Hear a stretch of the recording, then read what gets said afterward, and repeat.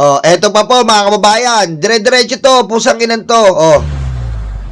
Ito ang itsura ng Laguna Lakeshore area sa C6 portion ng Taguig City noong 2018. Oh. Ito noong 2020, 2022 Oh.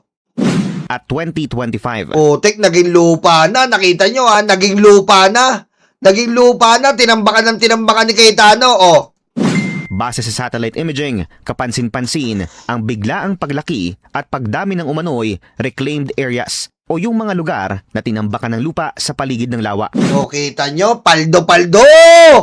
Bukod pa yung sa 6 na kilometrong tulay, meron pang reclamation na pinapatag. Lahat na lang, paldo-paldo! Aray ko. Ang coordinates ng mga ito, swak sa mga flood control projects sa lugar base sa DPWH documents na nakuha ng Billionaire News Channel. Karamihan ng mga proyektong ito nakatala bilang slope protection at flood mitigation structures na ipinagawa noong 2021, 2023 at 2025. Packages 1 to 9 ito ng proyektong construction of slope protection including site development along Laguna Lakeshore. Oh. Ang halaga ng bawat package naglalaro sa 91.4 to 91.6 million pesos each para sa packages 1 to 5, 71.7 million pesos each para sa packages 6 to 8 at 94.5 million pesos naman para sa package 9. Pero ng personal na puntahan ng Billionaire News Channel ng project sites, ito ang tumambad sa amin. Ano? Dito sa kinatatayuan ko ngayon, kung makikita niyo ito, itong malawak na lupain na ito ay parte ng di umano ay illegally reclaimed areas sa C6 portion ng Laguna Lakeshore area dito sa may Taguig City. Kung makikita ninyo, malawak na lupain siya, itinambak na lupa doon sa may gilid ng lawa, pero nakaregister ito sa DPWH bilang isang flood control project. Aray ko.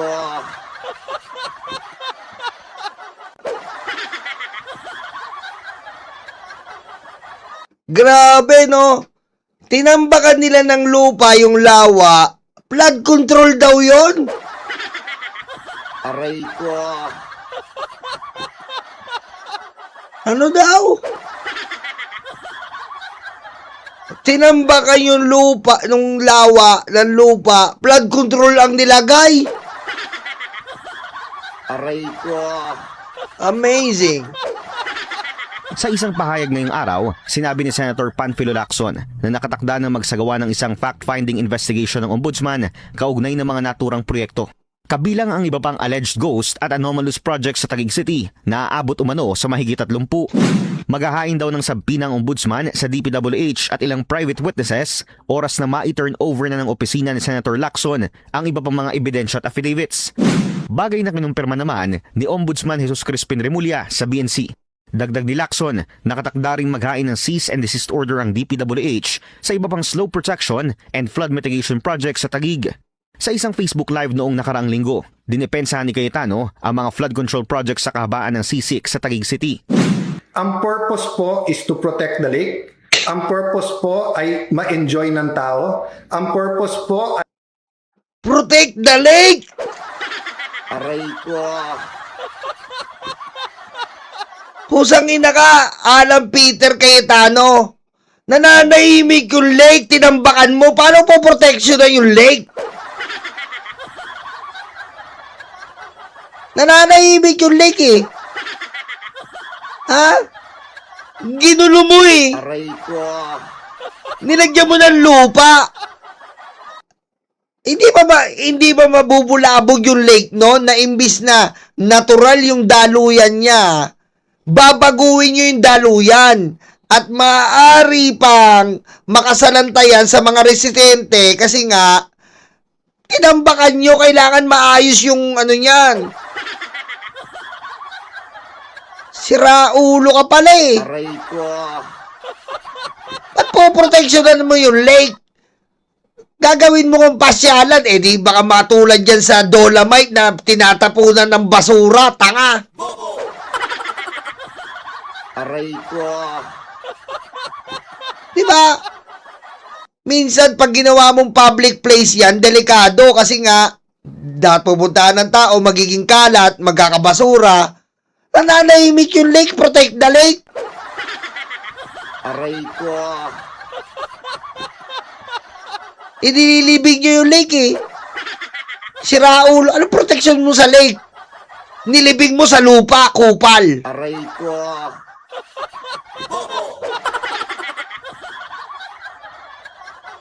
Baan ng sisik sa Taguig City. Ang purpose po is to protect the lake. Oh, protect the lake ko. Kupal talaga to eh. Ang purpose po ay ma-enjoy ng tao. Ang Ma-enjoy ng tao. Oo, pag dumami yung tao dyan, katulad ng Dolomite, tapo ng basura. Oh, ayan na. Yung mga waste, yung mga waste ng mga restaurant, dyan na rin maitatapon yan. Aray ko. Oh, yan ang, para kumita lang kayo, hayop kayo, kaya nga sabi ng kapatid mo, walang yaka, kuya. Aray ko.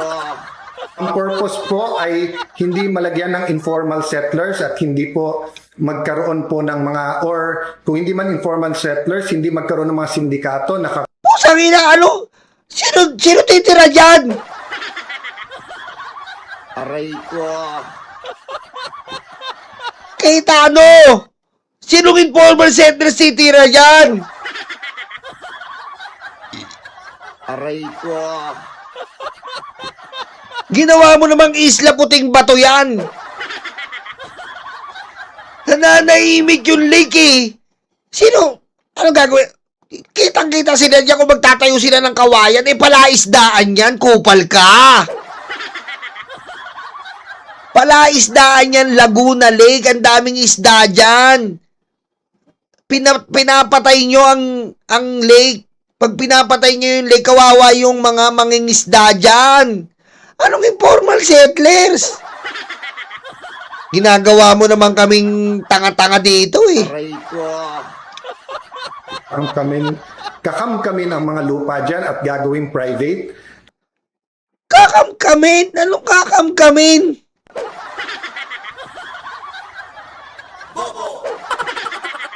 Ang purpose ay tulungan ng LLDA na protektahan ng lake. Ayon kay Lacson, pinoproseso na ang possible forfeiture ng illegally reclaimed areas na walang permit mula sa Philippine Reclamation Authority. Noong Hulyo, naglabas O ayan, nagsalita na si Katie, taga Laguna yan. Main source ng kita dito sa amin yan. Lahat po mga kababayan, ng paligid po ng hindi na Cavite, Laguna, yan po Rizal, at Cavite, Rizal, ayan, Marikina, yan po nakikinabang dyan sa Laguna Lake na nagbibigay po ng isda yan. Nagbibigay po ng isda yan sa ating mga local fisherman. Sila po, diyan po minsan kumukuha ng supply. Yan, tingnan mo, binara nila yung lake. Kita mo, nagkakabaha na nga, ayon kay Katie. Totoo yan. Totoo po yan. Biro mo, inaayos ng Pangulong Bongbong Marcos yung Marikina River. Tapos si Cayetano, binabara naman ng Laguna Lake. Napapansin nyo po ngayong bagyo? May narinig po ba kayo Marikina River na issue? Wala gaano. Bakit? Kapag si Pangulong Bongbong Marcos ang gumawa mismo ng flood control, kita nyo. Grabe po ngayon ang Marikina River. Modern na po.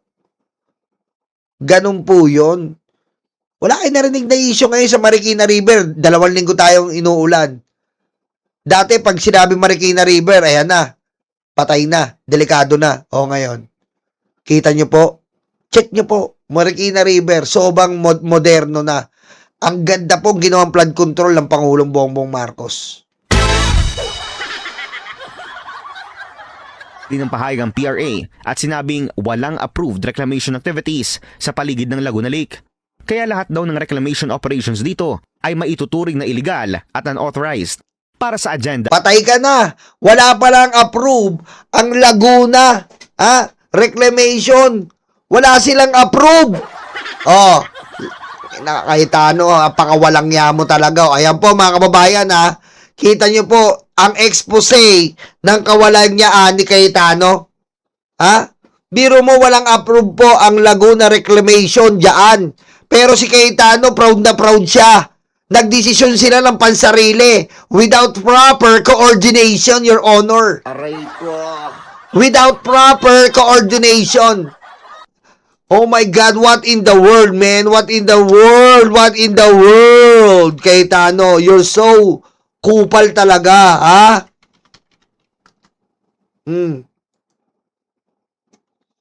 Di ba? Oh.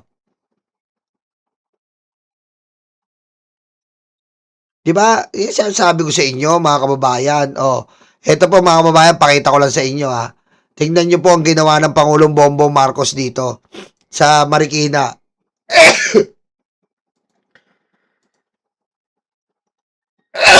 Grabe talaga. Hello guys, welcome back sa ating channel. Flood control project dito po sa may Marikina na ating ipapakita sa inyo. Ayan, dito po tayo na sa may SM Marikina at itong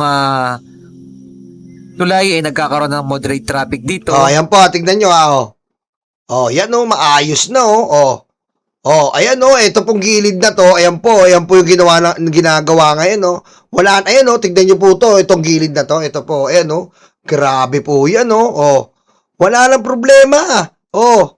Wala nang apaw. Nakarinig ba kayo ngayon? Wala kayong nakarinig. Kasi nga pag si Pangulong Bongbong Marcos ang bumanat, bombong malupit, oh. Oh. Wala. Oh, wala nang problema sa Marikina. Yan! Pangulong Bongbong Marcos.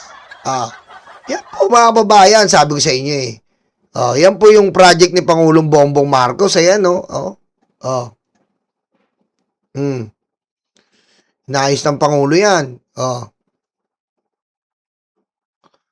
Ayan oh, Pangulong Bongbong Marcos oh. Pinaayos ng Pangulo. Ang ganda na po ng Marikina River. Yan oh. Pakita lang natin ha. Tingnan nyo po oh. 4 days ago po to. 4 days ago. 4 days ago po yan. Wala akong problema na sa flood control. Marikina flood control is holding strong. These areas to be wiped out after just few of hours rain. Funny how good governance suddenly looks like luck to people refuse. Yan Pangulong Bongbong Marcos yan, boy. Kita mo? Grabe po, higante yung wall na lagay, flood control. Wala ko kayo nabalitaan sa Marikina na ngayon na. Marikina River, binaba na po ang Marikina ngayon. Umaapaw na. Wala kayo naririnig ngayon. Kasi nga po, inayos yan ng ating Pangulong Bongbong Marcos. Yan po kalupit yan. Wala kayo naririnig yan. Marikina, marami po nasalanta. Wala. Kasi nga, inayos ng Pangulong Bongbong Marcos. High-tech yan, ganyan, high-tech. Yan ang Pangulong Bongbong Marcos. Saba, palakpakan natin ang Pangulo.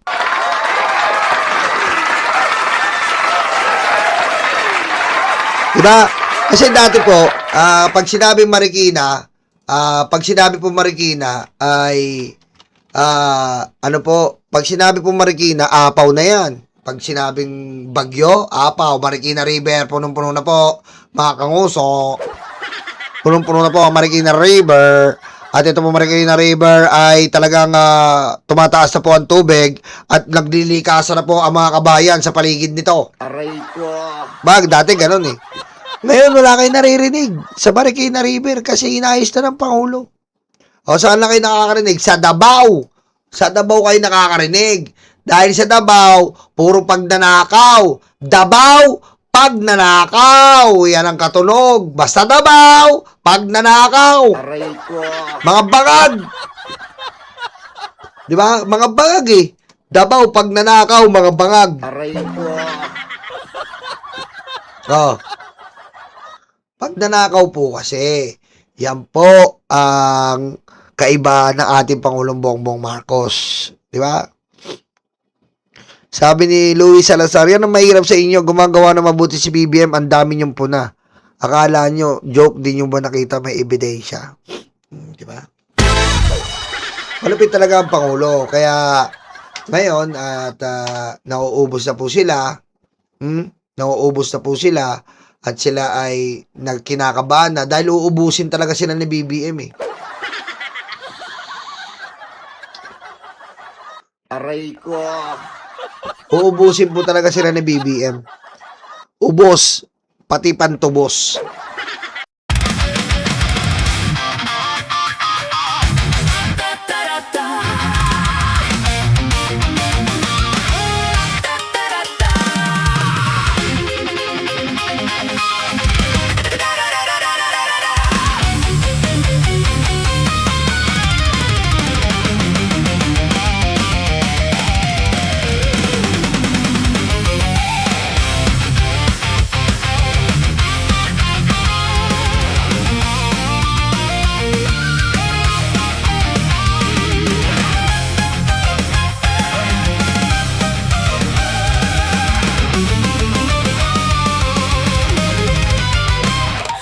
Madilim daw ang paligid, putukan daw ay maririnig.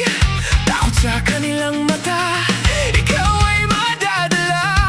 Huwag kang palinlang kaibigan, hudas na 13 yan. Sinira nila ang Senado, sobrang ganit mga ito. Hindi nyo na maloloko mga Pilipino. Gising na gising kami sa kabobohan nyo. Di bumenta ang pelikula, pati ang drama. Sa sobrang kapal ng mukha, nangungumusta pa. Hindi nyo na maloloko mga Pilipino. Gising na gising kami sa kabobohan nyo. Di bumenta ang pelikula, pati ang drama. Sa sobrang kapal ng mukha, nangungumusta pa. May kaso at may sabit, sila sama-sama. Sigaw ng puso'y Duterte, abay nakakaputang ina. 10 utos kaibigan, huwag patayin ang kapwa mo. Tinago nila si Bato, pinatakas din ito. Hindi nyo na maloloko mga Pilipino.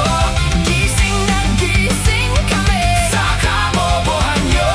Di bumenta ang pelikula, pati ang drama. Sa sobrang kapal ng mukha, nangungumusta pa. Hindi nyo na maloloko mga Pilipino. Gising na gising kami sa kabobohan nyo. Di bumenta ang pelikula, pati ang drama. Sa sobrang kapal ng mukha, nangungumusta pa.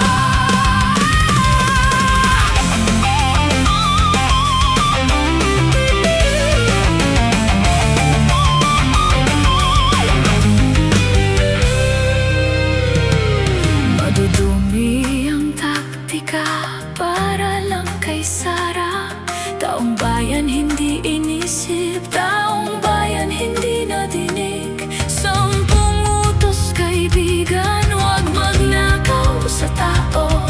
Sinungaling